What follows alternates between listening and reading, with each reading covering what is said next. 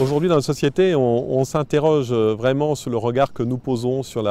le handicap et sur la personne handicapée. À la fois, il faut bien reconnaître quand même qu'on n'a jamais autant fait par certains côtés pour accueillir la personne handicapée, pour lui donner une place, que ce soit dans la ville, que ce soit dans le travail, que ce soit à l'école. Donc il y a indiscutablement des efforts considérables qui ont été consentis, peut-être avant tout pour les personnes souffrant d'un handicap physique, en oubliant parfois un peu celles qui souffrent d'un handicap mental ou d'un handicap psychique, mais bon.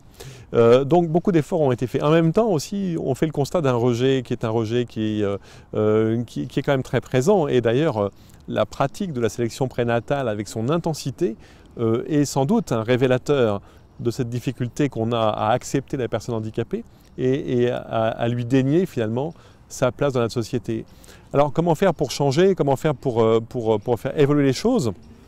Je pense qu'une des premières clés, vous allez me dire c'est évident, mais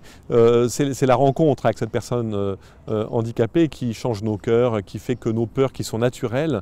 peuvent s'effacer petit à petit pour laisser la place à un deuxième niveau de réaction qui va être plutôt le souci d'accueillir et de rencontrer. Et donc la seule, unique, me semble-t-il, façon de